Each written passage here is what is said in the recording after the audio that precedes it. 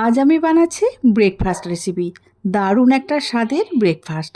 হ্যাঁ, বানাচ্ছি আটা দিয়ে নয়, ময়দা দিয়ে। তোমরা চাইলে আটা দিয়ে বানাতেই পারো।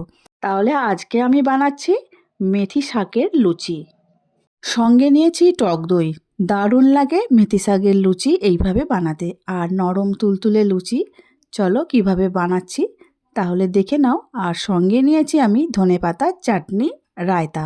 ধনেপাতার চাটনিটা আমি ভিডিওতে দিয়ে দেব, অবশ্য আগের ভিডিওতে দেওয়াও আছে। তবে এই ধনেপাতার চাটনিটা একটু অন্যরকম করে বানিয়েছি, ভিডিওটা অবশ্যই দেব। মেথি শাকগুলো প্রথমেই খুব ভালো করে ধুয়ে নিয়েছি, তারপরে ডগাগুলো একটা একটা করে কেটে নেব। আর মেথি শাকের গোড়াগুলো ওগুলো বাদ দিয়ে দেব। নমস্কার বন্ধুরা, শ্রাবণীর পাকঘরে সবাইকে স্বাগত জানাই। আশা করি তোমরা সবাই খুব ভালো আছো, আমিও ভালো আছি। কাছের বা দূরের, দেশ বা দেশের বাইরে যে সকল বন্ধুরা এই মুহূর্তে ইউটিউব চ্যানেল থেকে আমার ভিডিও দেখছো, যদি সাবস্ক্রাইব করা না হয়ে থাকে তাহলে প্লিজ সাবস্ক্রাইব করে আমার চ্যানেলের সঙ্গে থেকে যাওয়ার অনুরোধ রইল। যতটা ভালো করে ছোট্ট ছোট্ট করে কেটে নেওয়া যায় কেটে নিতে হবে। এখন দিয়ে দিচ্ছি পরিমাণ মতো নুন আর চিনিটা। লুচি খাওয়ার সময় একটু মিষ্টি মিষ্টি ভালোই লাগে, তারপরে মেথি শাক দেওয়া হবে তো সেই জন্যই দিয়েছি। তোমাদের যদি ভালো না লাগে চিনিটা বাদ দিতে পারো। এবারে দিয়ে দিচ্ছি 2 থেকে আড়াই চামচের মতো টক দই। এই টক দইটা দেওয়ার ফলে লুচিগুলো যেমন নরম হবে, খেতেও কিন্তু দারুণ হবে। প্রথমেই এখানে দিয়ে দেব অল্প করে লঙ্কার গুঁড়ো, অবশ্যই ঝাল অনুসারেই দিতে হবে। তারপরে দিয়ে দেব একটু হলুদ গুঁড়ো। হলুদ গুঁড়োটা দিলে লুচির কালারটা খুব ভালো হয়, সেই জন্যই অল্প করে হলুদ গুঁড়ো দিয়ে দিলাম। তারপরে দিয়ে দিচ্ছি গ্রেট করে রাখা কাঁচা লঙ্কা। কাঁচা লঙ্কা গ্রেট করে দিলে না গন্ধটা খুব ভালো ছাড়বে, আর লুচির টেস্টটাও খুব ভালো হবে। থেঁতো করে রাখা বা গ্রেট করে রাখা রসুন 1 চামচ। এবারে 1.5 বাটির মতো ময়দা নিয়েছি এখানে। তোমরা আটা ময়দা পাইল করেও হাফ হাফ করে দিয়েও করতে পারো। আর যেহেতু লুচি বানাচ্ছি সেই জন্য আমি এখানে পুরোপুরি ময়দারই বানাচ্ছি। 1/2 চামচের মতো কালো জিরে দিয়ে দিলাম, আর অল্প একটু জোয়ান হাতে একটু ভালো করে ঘষে নিয়ে, গন্ধটা খুব ভালো হওয়ার জন্য আর খেতেও খুব ভালো লাগে লুচির মধ্যে, দিয়ে দিলাম। আর জোয়ান জানোই তো একটু হজমে সাহায্য করে। প্রথমেই সমস্ত উপকরণগুলো খুব ভালো করে চেপে চেপে মেখে নিতে হবে। তারপরে রুম টেম্পারেচারের জল দিয়েই কিন্তু আমি মেখে নেব, একটা সুন্দর ডো বানিয়ে নেব। যেমন এমনি লুচি আমরা বানাই তার জন্য যেমন ডো বানানো হয় ঠিক সেমভাবেই ডোটা বানিয়ে নিতে হবে। খুব ভালো করে মাখানো হয়ে গেছে, এবারে অল্প অল্প করে জল দিয়ে দিচ্ছি মেখে নেওয়ার জন্য। একসঙ্গে সব জলটা দেওয়ার কোনো দরকার নেই, তাহলে কিন্তু আইডিয়া করাই যাবে না যে জল কতটা লাগবে, কারণ বেশিও হয়ে যেতে পারে। নতুন গৃহিণীরা সব সময় চাইবে অল্প অল্প করে জল দিতে, তাহলে কিন্তু খুব ভালো ডোটা মাখা হয়ে যাবে।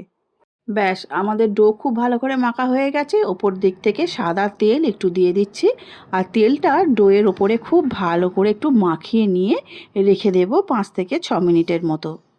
মেথি শাকের লুচি যে খুব ভালোভাবে ফুলবে এটা কোনো কথা নয়, কারণ নাও ফুলতে পারে, যেহেতু শাক দেওয়া আছে। তাহলেও যেটুকু ফুলবে সেটুকুই কিন্তু অনেকটাই হবে। হাতের মধ্যে সাদা তেল দিয়ে লেচিগুলো এবারে বানিয়ে নেব। খুব ছোট ছোট লেচি করব না, আমি মিডিয়াম সাইজের লেচি করে নেব, যেমন পুরীর লেচি করা হয় সেরকম। তোমরা চাইলে তোমাদের পছন্দ মতো লেচি ছোট কিংবা বড় বানিয়ে নিতেই পারো। আমি এই রকমভাবেই বানিয়ে নিচ্ছি। আর বন্ধুরা, আমার পাশে থাকা বেল আইকনটা অবশ্যই প্রেস করে দিও, যাতে যখনই কোনো রান্না ছাড়বো সবার আগে তোমাদের কাছেই পৌঁছে যাবে। আর আমার এই নিত্য নতুন রেসিপি তোমাদের কেমন লাগছে অবশ্যই কমেন্ট করে কিন্তু জানিও। আমি তোমাদের কাছে আশা রাখি যে ভিডিও দেখার শুরুতে একটা লাইক দিয়েছো, আর দেখা শেষ হয়ে গেলে অবশ্যই একটা সুন্দর করে কমেন্ট করবে।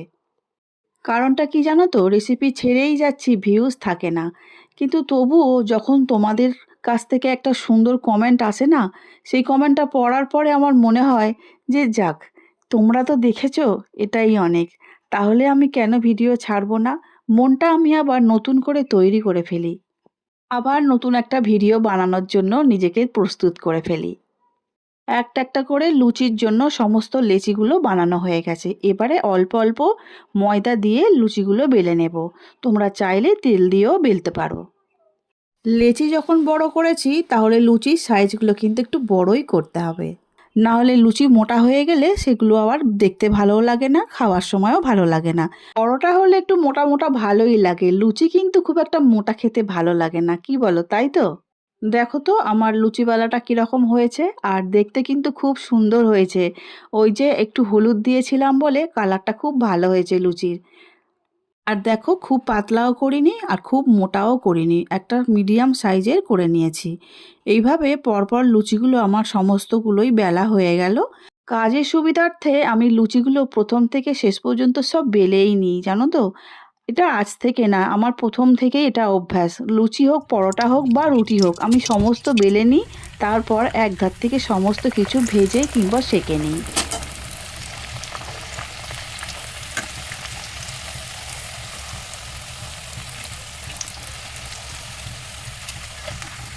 এই তো দেখতেই পাচ্ছ যেরকম ফুলেছে, এরকম অল্প অল্পই ফুলবে, খুব বেশি কিন্তু এই লুচিগুলো ফুলবে না। দরকার নেই লুচি ফোলার, কারণ মেথির যা গন্ধ ছেড়েছে না, দুর্দান্ত, সঙ্গে আছে টক দই। দারুণ টেস্টি হয়েছিল, শুধু লুচিই খাওয়া হয়ে যাবে এরকমই মনে হচ্ছিল গন্ধতেই। করো একটা লুচি ছেড়ে দিলাম।